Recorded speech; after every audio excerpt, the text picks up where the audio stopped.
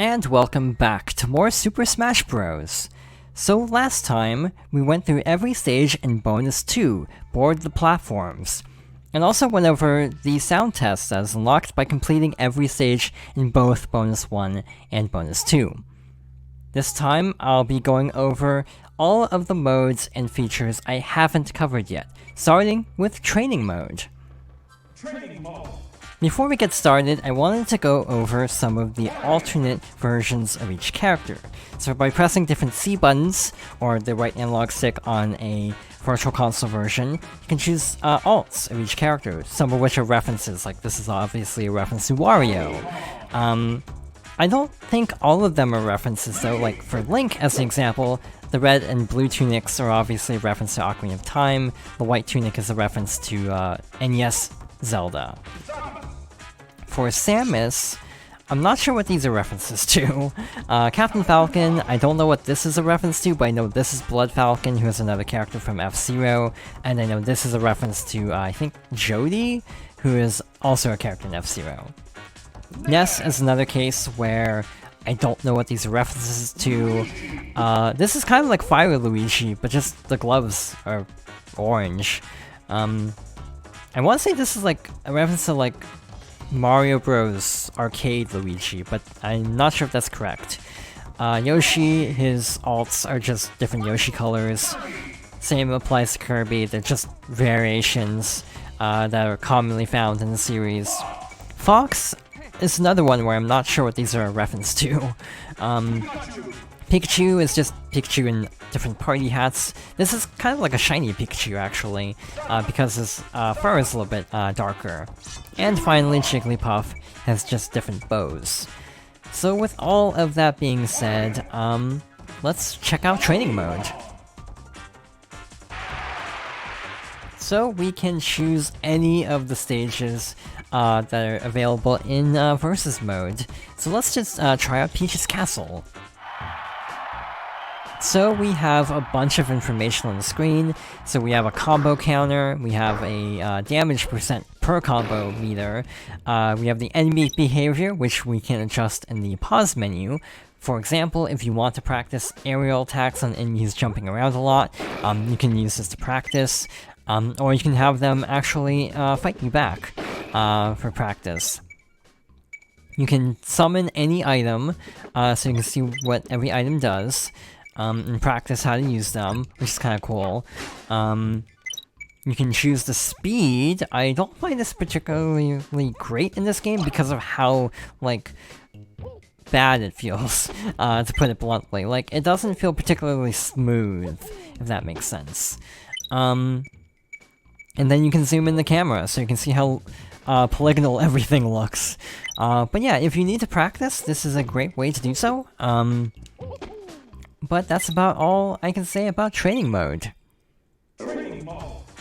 So next up is the main attraction of the Smash Bros. Series. It's multiplayer.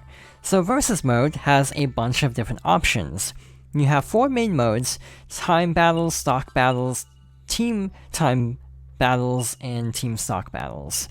You can choose like specific times and how many stocks everyone has.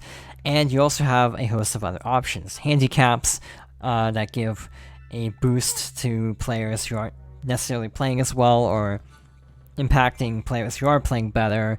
You can set it to auto or manually adjust it, or just have it off. Team Attack, that's friendly fire for team battles. Stage Select, otherwise it'll just be random if it's set to off.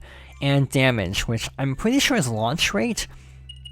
So if you turn this up, characters will be easier to launch. If you turn it down, they should be harder to launch. So you can crank it up to 200 and the minimum is 50. Finally, there is Item Switch. This lets you choose the appearance rate of items and also turn off specific ones. Weirdly enough, this is unlocked by completing 100 Versus Mode matches. It is not unlocked by default, which is kind of unusual actually. I don't know how to feel about that. Like, this is such a standard feature in every other Smash Bros. Game that it felt weird having to actually play a ton of games just to unlock it.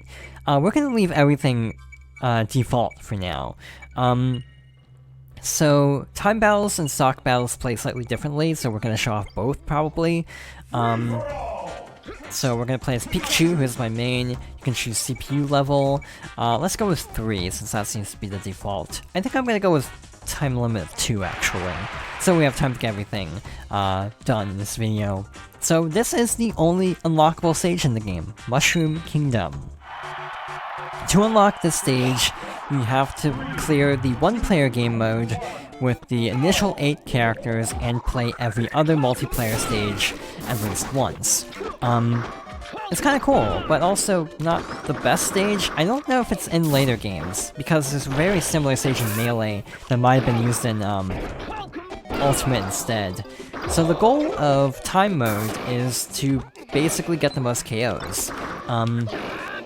So I'm probably going to lose, because I'm really bad at time mode. So basically, it's about who gets the last hit, basically. It's not about survival like stock mode, so it's a little bit different. A little bit of a learning curve, I find. But yeah, kinda cool. Kind of a neat idea. And I'm also not good at 4-player battles in any Smash Bros. Game, so this is going about as well as I could have expected. So yeah, not the smoothest playthrough. You have these moving platforms as your main gimmick, but outside of that, it's a pretty standard stage. The stages in this game aren't terribly adventurous, especially compared to the rest of the series, but still, kind of neat. Hey, I got a KO. I'm actually shocked by that. And I immediately almost lost that point. Again, knocked off the side of the stage.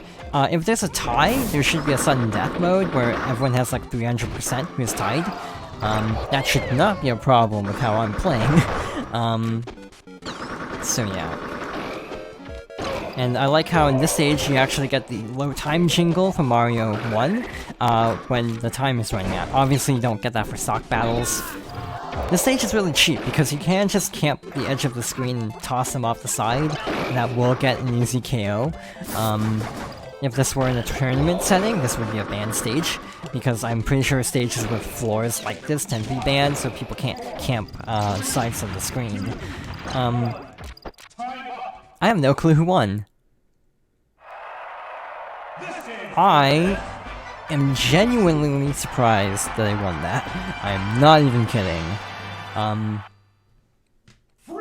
So, we actually have to back out of this menu, swap over to stock mode, which I think I'm gonna leave it at 1, again, just to make sure we have time to go over everything else I wanted to show.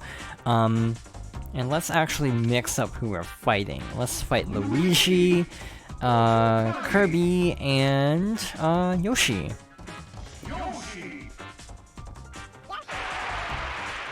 And let's stick to the Mushroom Kingdom. So, 1 stock. This will be pretty quick as a result. In stock mode, your goal is to just not be the first one to die, basically. Yeah, be the last one standing. And in a 4-player match, that is easier said than done. I am much more comfortable with 1-player games, to be honest. A lot less chaos is happening on screen.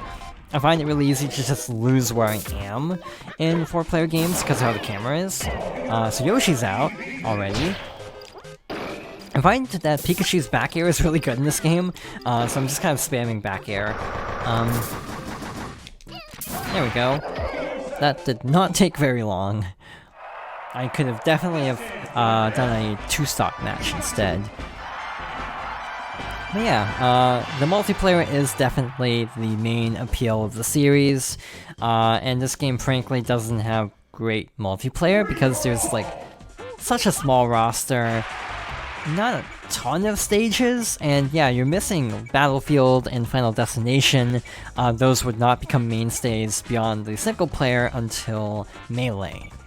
But still, it's really cool to see where the series started, even though there's not much to see in this particular one. Beyond that, there's options, there's not much here, just adjusting the screen. I assume this is deleting your save. I do not want to do that, for obvious reasons, and choosing between stereo and mono. Finally, I wanted to go over the rest of the data menu. So first of all, we have the versus record. This is basically just a tally of your score throughout playing the game. As you can tell, I mostly play Pikachu. So you can see things like win ratio, KOs, SDs, which means self-destruct, meaning when you basically fall off the stage without, someone KOing you, you just fall off on your own, kind of a thing. Time played, amount of percent that you use this character compared to everyone else, and so on. You can also see individual rankings per character, which is kind of cool. So yeah, that's all your stats. They're not very detailed, so I found it difficult to actually keep track of how many matches I had played. So when trying to unlock the versus mode item toggle, I just had to kind of just play 100 matches. I set it to like one stock to make it go by faster. But yeah, there is no exact tally of how many times you played a character, and thus it makes unlocking everything kind of tricky. And finally, we have the character bios. They show different animations of the characters and give a little write-up for them.